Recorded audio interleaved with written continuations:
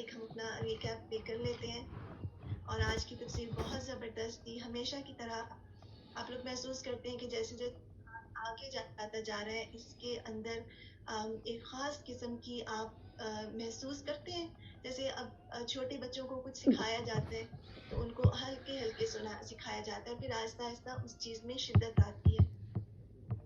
قرآن کا ایک اپنا وزن ہے اور یہ اللہ کا کلام ہے اور یہ دلوں پر اثر بھی ڈالتا ہے. کوئکلی 2-3 چیزیں شیئر کرتے ہیں. سب سے پہلے تو یہ کہ آپ سب کو کچھ پیجز میں شیئر کروں گی میرا جینا میرا مرنا سے, اور اس میں کس طرح سے جب موت آتی ہے تو کس طرح فرشتے لینے کے لیے آتے ہیں. وہ پیجز آپ سب پڑھیے گا انشاءاللہ. ہوپفلی اس کا جو ویژن ہے وہ آپ سب کے لیے کلیئر ہو. لیکن یہ کہ جو پہلی آیا جو آج ہم نے پڑھی اللہ سبحانہ و تعالیٰ کی پہچان کے بارے میں ہے. تب سے اللہ سبحانہ و تعالیٰ کی عبادت کرنے کے لیے سب سے پہلی چیز کیا ضروری ہے. یعنی دیکھیں, اگر ہمیں اللہ تعالیٰ کی پہچان نہیں ہوگی اور خود ہم غور و فکر نہیں کریں گے تو کیا ہمارے دل میں تقویٰ آ سکتا ہے؟ محبت, اللہ کی محبت کیسے آتی ہے؟ دیکھیں آپ سوچیں کہ اللہ مجھے سلاتا ہے.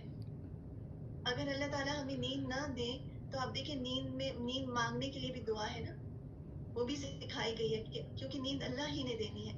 تو اللہ سبحانہ و تعالیٰ ہی ہمیں سلاتے ہیں, اللہ سبحانہ و تعالیٰ ہی ہمیں جگاتے ہیں. اور جس نے ہمیں بنایا ہے تو آپ بتائیے کہ ہماری لائلٹی, ہماری سنسیئرٹی اور ہماری ہر محبت اور ہماری زندگی کے ہر مقصد کا مرکز کسے ہونا چاہیے؟ کس کا حق ہے؟ لیکن کیا ہم وہ حق دیتے ہیں اپنے رب کو؟ ہم بھول جاتے ہیں نا, کیونکہ ہم ظاہری چیزوں میں اٹک جاتے ہیں.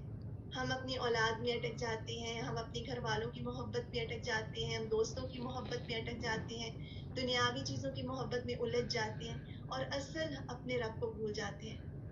کیا ہمارے رب نے ہمیں یہ سکھایا کہ ہم جتنی بھی جو اللہ تعالیٰ نے نعمتیں دی ہیں ان سے محبت نہ کریں؟ اس کا یہ مطلب ہے؟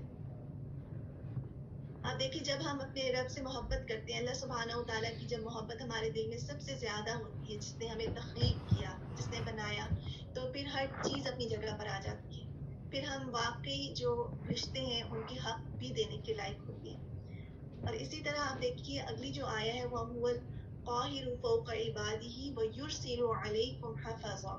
اس سے کیا بات سمجھ میں آتی ہے کہ اللہ سبحانہ و تعالیٰ نے کائنات کیسے چل رہی ہے نوٹس کرتے ہیں آپ؟ کیا اس آیت سے اگر آپ کچھ بہت سارے معنی ہیں اللہ سبحانہ و تعالیٰ نے کرامن کاتبین مقرر کی ہیں, لیکن اوورآل کیا ایک بات سمجھ میں آتی ہے کائنات کے انتظام کے بارے میں؟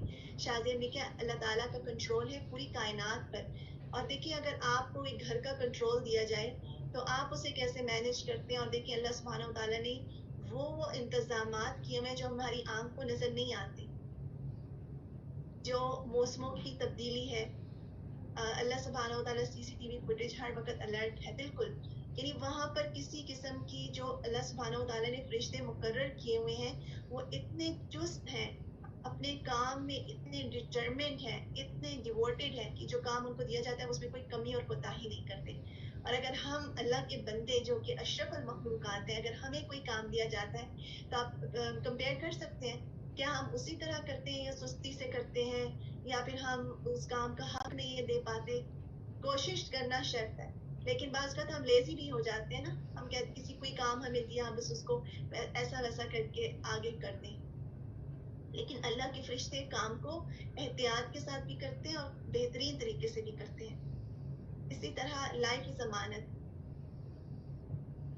جی زبیدہ نے لکھا ہے لائف از امانت, سو لیو یور لائف ایز پر اللہ سبحانہ وتعالی command بefore we are assembled on the day of judgment. Be aware your deeds are recorded. بالکل, ہمارے تمام اعمال لکھے جا رہے ہیں, دیکھے جا رہے ہیں, اور ہمارا ریئیکشن بھی دیکھا جا رہا ہے.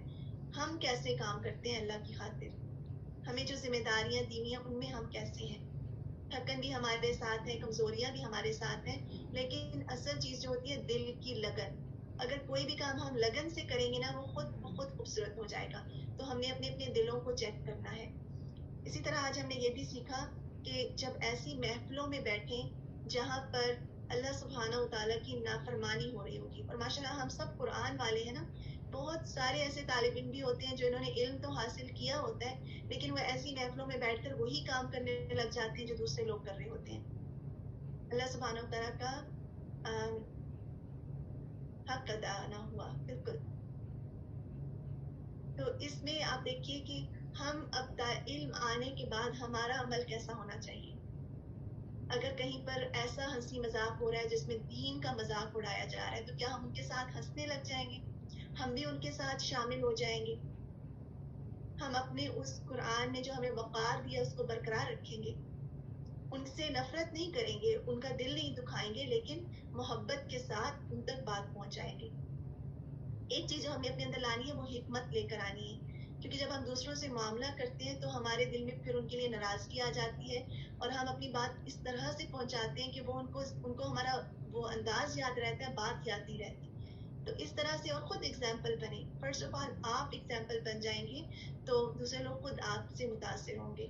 اور انشاءاللہ آخری بات کے ساتھ کہ تکلیف اور غم میں ہمیں کون نجات دیتا ہے, مشکلات میں کون ہمیں بچاتا ہے.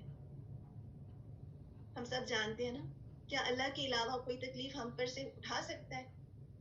لیکن جب انسان کے اوپر مشکل آتی ہے تو انسان کیا کرتا ہے, وہ کبھی ادھر جاتا ہے کبھی ادھر جاتا ہے, بے چین ہو جاتا ہے. لیکن جس کا دل اللہ سے جڑا ہوتا ہے وہ جانتا ہے کہ میری روح ہماری روح کس کے قبضے میں ہے, کیا کسی اور مخلوق کے قبضے میں ہے؟ ہمارے جسم کا ایک ایک سیل کیا کسی اور کے اختیار میں ہے؟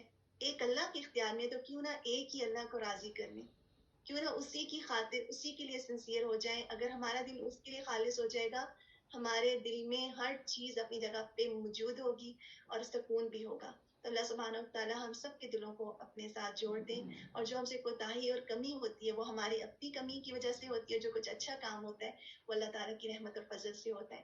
الحمدللہ رب العالمین, جس نے آج ہمیں یہ تفسیر سنوائی. ایسا کرتے ہیں آپ سب تکبیرات سنیے, اتنی دیر میں انشاءاللہ آپ سب کے گروپس ریڈی ہو جائیں گے, اور پھر آپ اپنے گروپ میں جائیے گا. کچھ ٹائم اوپر ہوگا گروپس کا, لیکن آپ سب کو اس کا ہم یقین رکھتے ہیں نا کہ جو بھی وقت ہم لگا رہے ہیں وہ ہمارے لیے ضائع نہیں جائے گا انشاءاللہ. السلام علیکم ورحمۃ اللہ وبرکاتہ.